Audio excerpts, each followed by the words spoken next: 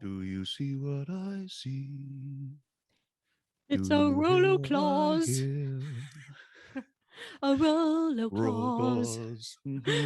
On a big Zoom call, that is all that we ever seem to do. Thank you, pandemic. I hate you.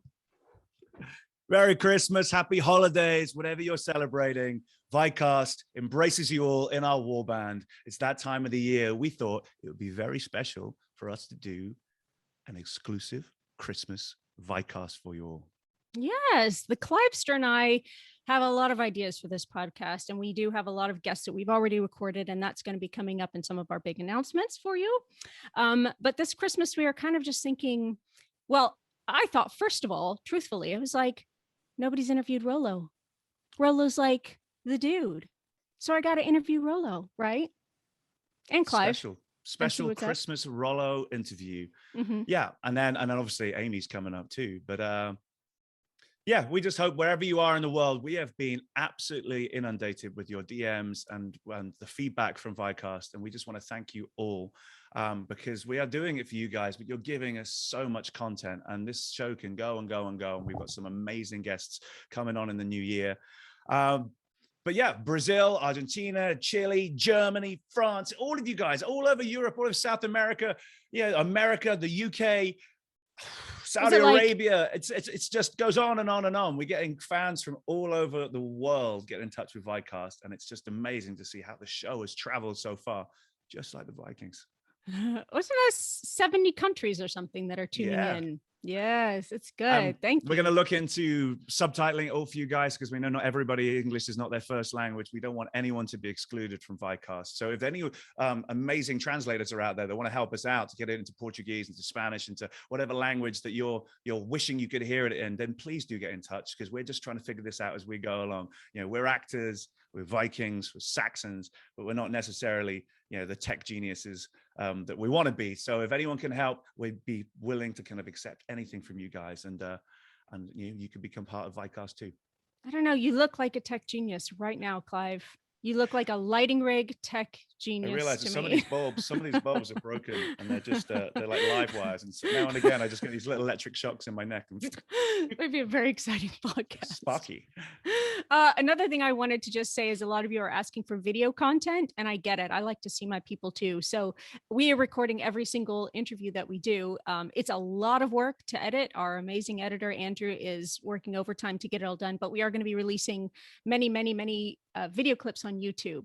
So as we go along, so keep checking there. And I promise we are working on video content for you. Who have we got coming up in the new year, Amy? Who are we allowed to tell? Well, maybe we should play some videos. Hey, what's up, everyone? It's Alex here. I am with the most beautiful Clive Standen. And Alex will be on Vikcast. Stay tuned. See you on Vikcast. Amy, what's up? I look forward to being on Vikcast with you and with him. Hey guys, it's me, Georgia, and I cannot wait to go on Vikcast and chat to you. What's up, guys? It's Alexander here with Gustav. And the Goose. We're excited to be on Vikcast soon. Stay tuned. Inshallah. Oh, that was good. I wasn't expecting that. Oh, see, we got Travis. You didn't think he was going to make an appearance. Ragnar Lothbrok will be on Vikcast along with Gustav, Alex, both the Alexes, and more just coming up soon. They're all coming on. It was great to get to Germany and bump into all of the cast again and put us all in one room. It was great kind of being able to do that. And the feedback that we got from the question and answer panel at the German Comic-Con was awesome. So everyone that came to Germany, came out to Comic-Con, I want to give you a big thank you from the bottom of our hearts, all of us on stage. You really made our trip special.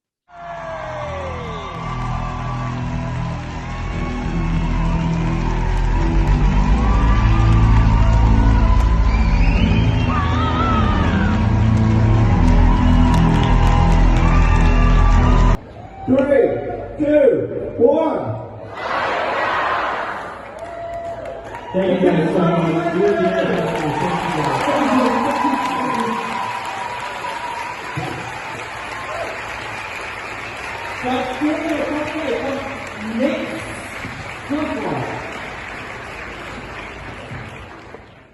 Yeah, that was really cool to see everybody shout it out.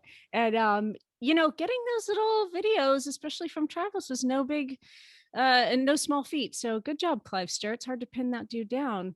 But we have some recorded already. We have Morgan Polanski, of course, and we've done Maud already. We have Kevin Durant, who's amazing, and we've got some people through you, Clive. We have Austin Dillon. And we have some celebrity Viking fans coming on as well. We have Austin Dillon, who is the fearless NASCAR driver of the number 6 car. He had a great season this year, and I'm sure he's going to have an even better season in 2022. Things are just hotting up in NASCAR. And we also have Ben Utek, a good friend of mine who is Super Bowl winner for the Cincinnati Colts. And he comes on, and we had a great chat with Ben, who has done so much with his life, and he is a true Viking. Okay. Clive, I have a question for you. What's that? Since you are probably one of and this is a compliment, one of the biggest nerds I know, super, super big compliment. Nerds are the best. Tell me a little bit about Yule in Viking culture, because I know you know about it. Well, Yuletide was very different than Christmas, but you see a little bit of it in Vikings, right? When one of the traditions that my family has is we used to have a Yule log. We used to have a big chocolate cake in the shape of a log, but that actually comes from the Viking Yule tradition, where they would bring in a massive log, half a tree or something, to keep them warm for all of the time that they would celebrate. So it was one big piece of wood that would just burn and burn on the fire, and you see that in Vikings. Another little bit of information I love that I tried to use with Rollo. I always, in the Christmas special, I didn't make the cut, but I'm always fascinated by mistletoe. It's a mistletoe actually is a parasite. A mistletoe used to grow at the bottom of trees, and it didn't have the fruit. So it actually adapted to its environment, and it got fruit on it, the little berries. And the reason why is that what would happen is the birds would swoop down, they would eat the berries, they would go to the top of the trees, and they would poop out the seeds. And then mistletoe eventually adapted and started growing from the top of the branches, being at the top of obviously at the top of the forest is where the most sunlight is. So it actually is one of those parasites that ended up at the bottom and climbed and climbed and climbed until it was at the top. A little like one of your favorite characters in Vikings. Oh, but let me ask you this. So whose grand idea was it to stand under a sort of pooping plant and kiss? I know, that's it. So every time you kiss under mistletoe, know that you are kissing under a parasite that birds have pooped on branches, and it's got to the top. So that's it. Let's get real about this. Speaking about getting real, our lovely producer Andrew was saying, like, do you guys want to talk about like what Christmas is special and this and that? And Clive and I were both like, Christmas is so stressful. really, really. So what's been going on with you? Like, why are you feeling so stressed out when most people are like, oh, Christmas is great? Well, my ex-wife is in England at the moment, so I've been solo parenting for the last 2 weeks. They're going to get to see their mum at Christmas. It's going to be great. But I've been trying to do it on my own, and I don't know.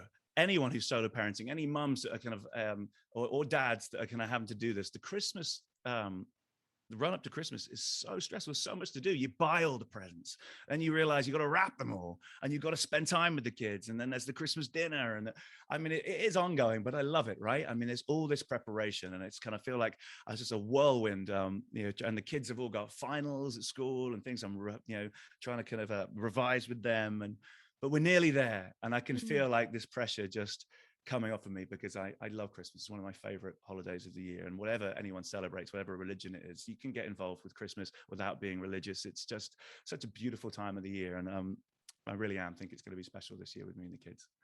Good. That's a big. How well, I'm not solo parenting, but I mean, darn it is hard no matter what. And ours, this is the first time we've been away, because my kids grew up in England as well. And this is the first time we've been away, and we are in Texas. We did a big move this year. And it's strange and different. They miss England. We got a big shipment of all of our British stuff. So they're we're doing this really sneaky thing, Anthony and me, where we're letting them open their own toys that they already had, but they haven't seen them in a little while. So we're like, Merry Christmas. And it's just their old toys. But I'm a big believer in not Christmas has been tough for me sometimes because I find it so materialistic, and that kind of rubs me the wrong way. So we're trying hard to not give in to that, because I find it a lot bigger here in America, the materialistic side. So yeah, that's the thing that's, I think, tough about Christmas, and just the running around. But you know, like you said, I'm trying to find the joy in it and relax and know that it's going to be all right. I forgot, and also I'm moving house as well. So that's probably my own stress. You know, they say that moving house is up there with marriage and divorce and all that kind of stuff. So I'm trying to do it during Christmas. You know, clever Clive decides to kind of like try and ship out all of his stuff and move house with, with the kids running around. But it's kept me on my toes. Merry Christmas. Merry Christmas.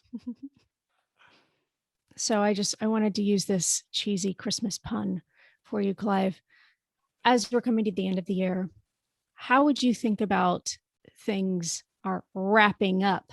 Get it? Wrapping up. We've got Vikcast off the ground. That was super fun because you and I have been working on this for a little while. But you have some major big changes in your life. Can you give me kind of a summary of what this year's been like for you, and what do you hope going forward?